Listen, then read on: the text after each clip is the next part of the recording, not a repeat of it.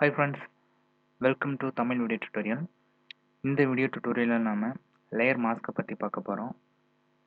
Layer மாஸ்க்னா வேற ஒன்றும் இல்லை, ஒரு லேயரோட நமக்கு தேவையான சில பகுதியை மட்டும் எடுத்துட்டு தேவையில்லாத பகுதியை டெம்பரவரியாக ஹைட் பண்ண போகிறோம். அதாவது டெம்பரவரியாக மாஸ்க் பண்ணி வைக்க போகிறோம்.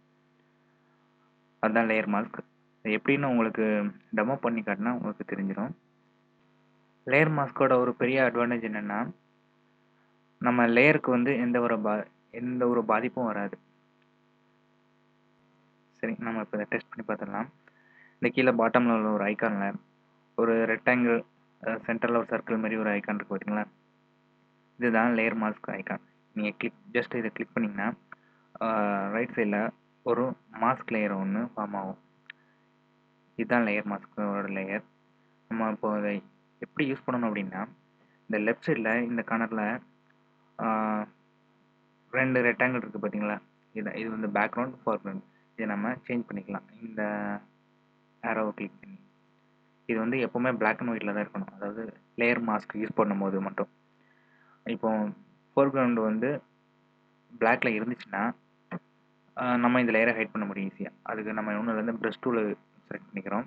செலக்ட் பண்ணிவிட்டு எந்த ஏரியா உங்களுக்கு வேண்டாமோ அதை நீங்கள் ஜஸ்ட்டு அந்த ப்ரஷ்ஷை வச்சு நீங்கள் அது மேலே பெயிண்ட் பண்ணால் மட்டும் போதும். ஆட்டோமேட்டிக்காக அந்த ஏரியா ஹைட் ஆகிடும்.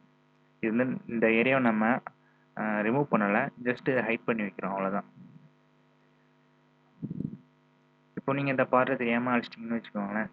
இப்போ வேணும்னா ஒன்றும் இல்லை, இந்த ஆரோவை கிளிக் பண்ணி ஃபோர்க்ரவுண்டை சேஞ்ச் பண்ணிக்காங்க. அதாவது ஒயிட் கலருக்கு.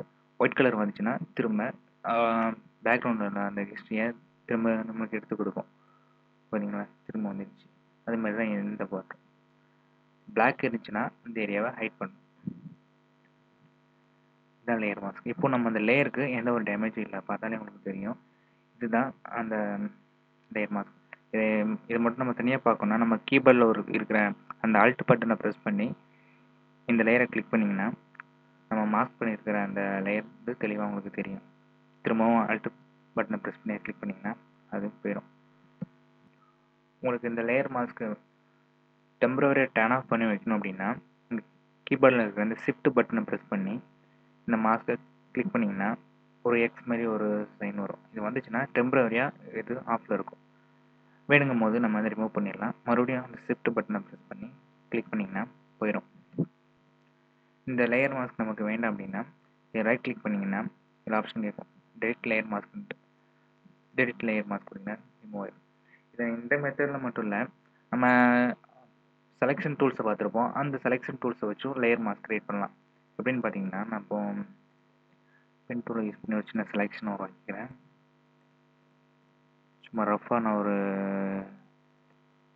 செலெக்ஷன் க்ரியேட் பண்ணுறேன்.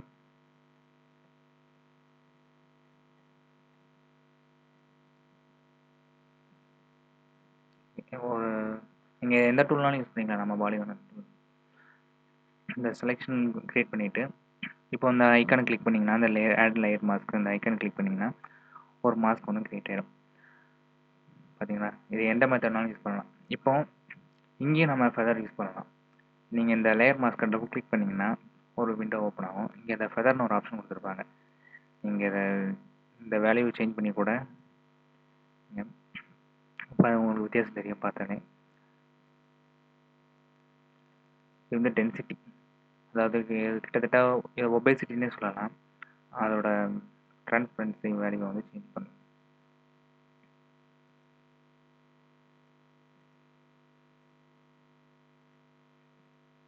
பார்த்தீங்களா? உங்களுக்கு ஸ்மூத்தாகவே ரெண்டு இமேஜும் மேட்ச் ஆகிடுச்சு.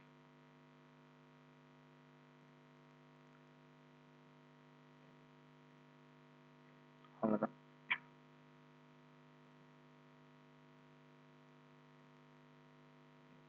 Okay friends, next video tutorial நம்ம கிரேடியன்ட் லேயர் மாஸ்க்கை பற்றி பார்ப்போம். தேங்க்யூ.